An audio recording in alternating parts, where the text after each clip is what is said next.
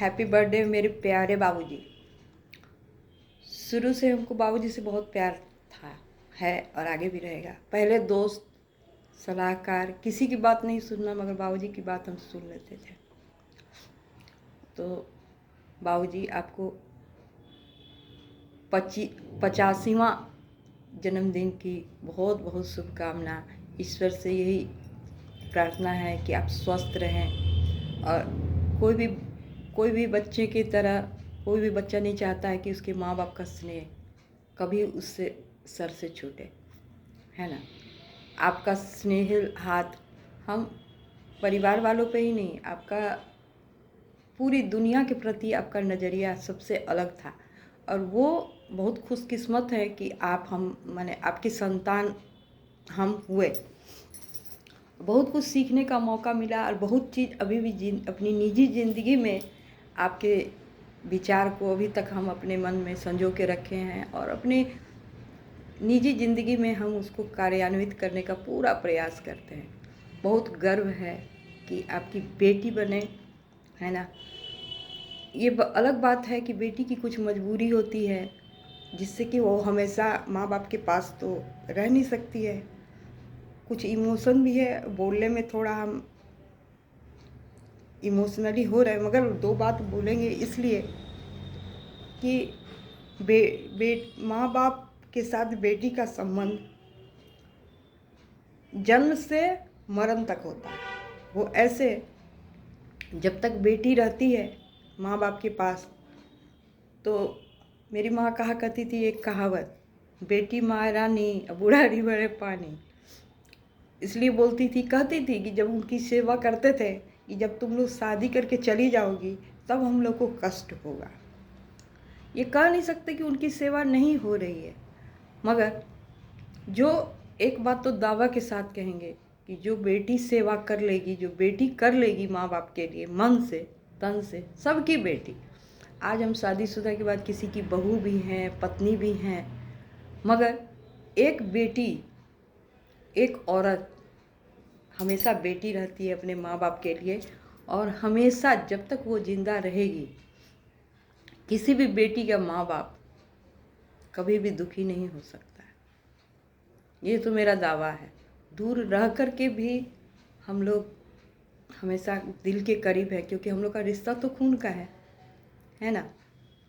ये अलग बात है कि बहुत दिनों से नहीं मिल पाए, पता नहीं, मगर मन से तो हम लोग अभी भी आपके करीब हैं। आपका स्नेह वाला हाथ, आपका आशीर्वाद दूर से ही मेरे साथ है। इसलिए हम आज जहाँ भी हैं आपके बताए हुए रास्ते पे चल रहे हैं। हमको पता है कि आप बहुत खुश होंगे और आपके आशीर्वाद के बगैर मेरा अकेले रोज़ जो मेरा जीवन का मेरा संघर्ष है वो असंभव था। इसलिए ये तो हम मान गए कि माँ बाप भगवान के रूप में हैं। वो जहाँ भी रहते हैं अपने बच्चों के साथ रहते हैं। और ऐसा नहीं है कि बच्चे के दिल में भी बहुत प्यार होता है माँ बाप के लिए, मगर कुछ मजबूरी होती है। इसलिए ईश्वर से मेरी यही प्रार्थना है कि आप स्वस्थ रहें और आप विशाल वट वृक्ष की तरह हमारे परिवार के लिए हैं वो। और ऐसे ही इस छाया में मेरी तो इच्छा यही रहेगी कि जब तक मेरा जान है तब तक ये छाया और ये स्नेही हाथ सर पे रहेगी। आज का तो दौर ये हो गया कि हम आपसे फ़ोन पे मेरा अपना वीडियो भेज करके अपनी मन की बात आप तक पहुंचा भी सकते हैं। ऐसा नहीं है कि जहाँ शरीर नहीं जा सकता है, शरीर से भले हम आपके पास नहीं होगा, मन से तो है। एक बात का अफसोस ज़रूर रहता है कि जब आप स्वस्थ थे, स्वस्थ तो अभी भी हैं, जब आपको हमारी ज़रूरत नहीं थी, आपकी ज़रूरत हमको थी, तब हम आपके साथ रहे।